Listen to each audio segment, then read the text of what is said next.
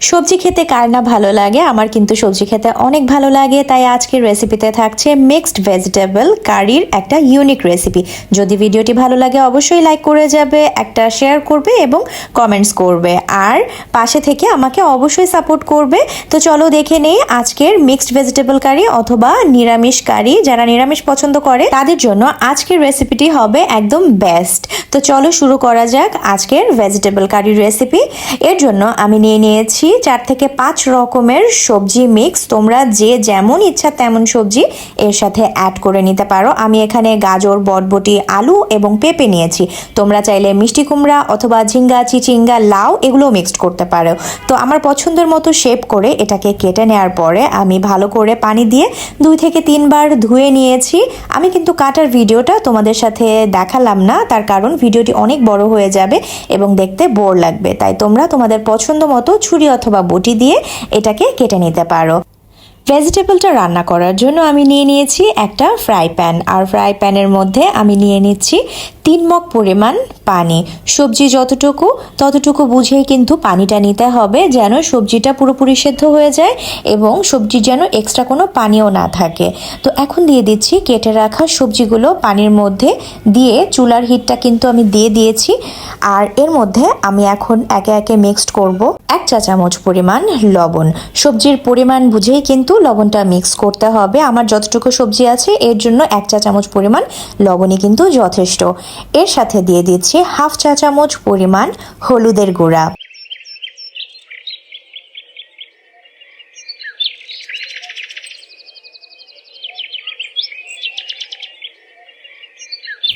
সুন্দর একটা ফ্লেভারের জন্য দিয়ে দিচ্ছি আমি এখানে একটা তেজপাতা। তেজপাতাটা দিলে কিন্তু খুব সুন্দর একটা গন্ধ বের হয়। ঝালের জন্য 3-4টা কাঁচামরিচ দিয়ে দিচ্ছি।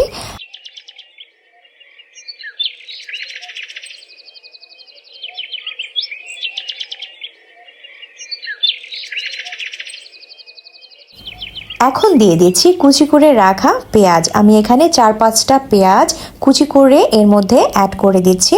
পরে কিন্তু আমি আরও একবার পেঁয়াজ ইউজ করব, তার জন্য আমার আরও কিছু পেঁয়াজ কুচি কাটা আছে।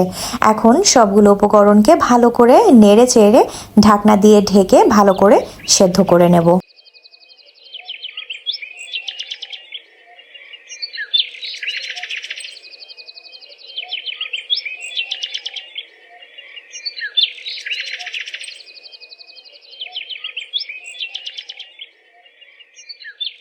ঠিক 5 মিনিট পর যখন সবজিটা থেকে বলক উঠে যাবে পানির, তখন খুন্তি দিয়ে আমি ভালো করে আরেকবার নেড়ে দিচ্ছি। সবজিটাকে নেড়ে চেড়ে উলট পালট করে দিচ্ছি, যাতে নিচের সবজি ওপরে চলে আসে এবং ওপরের সবজি নিচে গিয়ে সবগুলো সবজি ভালো মতো সেদ্ধ হয়ে যায়।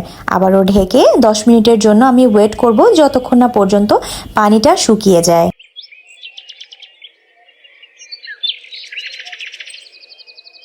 তো আরও একবার ঢাকনাটা উঁচিয়ে আমি দেখে নিচ্ছিলাম যে সবজিটা সেদ্ধ হয়েছে কিনা। তো মোটামুটি ভালোই কিন্তু সবজিটা সেদ্ধ হয়ে গিয়েছে। জাস্ট আমি চাচ্ছিলাম সবজির পানিটা যেন পুরোপুরি শুকিয়ে যায় এবং সবজিটা যেন আরেকটু নরম হয়ে যায়। তো আপনারা যদি আরেকটু ল্যাটকা টাইপের খেতে চান, সেক্ষেত্রে আরও পানি দিয়ে ভালো করে এটাকে বেশি সেদ্ধ করলেই এটা কিন্তু একটু ল্যাটকা টাইপের হবে। তো আমি আজকে একটু ঝরঝরা টাইপের করছি। তো সবজিটা পুরোপুরি সেদ্ধ হয়ে গেছে।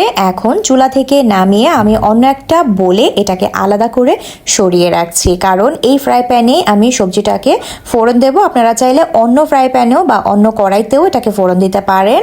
তো আমি এর মধ্যে ফোড়ন দেওয়ার জন্য নিয়ে নিচ্ছি 1/4 কাপ পরিমাণ খাবার তেল, মানে সয়াবিন তেল। তেলটা গরম হয়ে এলে এর সাথে দিয়ে দিচ্ছি একটা শুকনা মরিচ, আর দিয়ে দিচ্ছি কালো জিরা। কালো জিরার পরিবর্তে চাইলে আপনারা 5 ফোড়নও ব্যবহার করতে পারবেন, যদিও আমি 5 ফোড়নটা পরে ব্যবহার করেছি। আমার ঘরে আস্ত 5 ফোড়ন ছিল না, তাই আমি এখানে কালি জিরা দিয়ে একটা ফোড়ন দিয়ে নিয়েছি। এর সাথে কুচি করে রাখা আরও বেশ কিছু পেঁয়াজ দিয়ে নিয়েছি এবং কুচি করে রাখা রসুন দিয়ে নিয়েছি। এখানে পেঁয়াজের পরিমাণটা 1/2 কাপ পরিমাণ এবং রসুনটাও 1/2 কাপের থেকে একটু কম। তো আপনারা আপনাদের পছন্দ মতো পেঁয়াজ এবং রসুন কুচিটা নিয়ে নেবেন।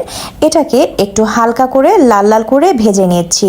পুরোপুরি একেবারে বেরেস্তা করার প্রয়োজন নেই, তবে মোটামুটি যখন ফোড়নের জন্য লাল হয়ে যাবে সেই পর্যায়ে দিয়ে দিচ্ছি সেদ্ধ করে রাখা সবজিগুলো দিয়ে সামান্য কিছুক্ষণ নেড়ে চেড়ে আরও কিছুক্ষণ এটাকে বসিয়ে নেব, মানে সবজির ভেতরে যেন ফোড়নের পুরো গন্ধটা চলে যায়, সেজন্য ভালো করে নেড়ে আরও কিছুক্ষণ রান্না করে নেব। 2 মিনিট মিডিয়াম হিটে ভালো মতো নাড়াচাড়া করে এর মধ্যে দিয়ে দিচ্ছি 5 ফোড়নের গুঁড়া। আমার কাছে 5 ফোড়নের গুঁড়াটা ছিল, তাই আমি সবার লাস্টে 5 ফোড়নের গুঁড়াটা দিয়ে ভালো মতো মিক্স করে চুলা থেকে এটাকে নামিয়ে ফেলবো। যদি আপনার বাসায় আস্ত 5 ফোড়ন থাকে তাহলে বাগার যখন আমি কালিজিরাটা দিয়েছিলাম ঠিক সেই সময় 5 ফোড়নটা দিলেই কিন্তু এটার সুন্দর ফ্লেভার হবে, পরে কিন্তু আর 5 ফোড়নের গুঁড়া ব্যবহার করার কোনো দরকার হবে না। তো 2 থেকে 3 মিনিট এটাকে নেড়ে চেড়ে জাস্ট আমি কিছুক্ষণের জন্য ঢাকনা দিয়ে ঢেকে দমে রেখে দিয়েছিলাম।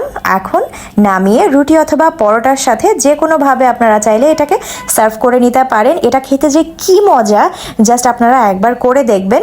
তো ইউনিক একটা স্টাইলে আদা রসুন ছাড়া আপনাদের জন্য একটা দারুণ মজার নিরামিষ রেসিপি করে দেখালাম। তো ভালো থাকবেন সবাই, আবারও দেখা হবে।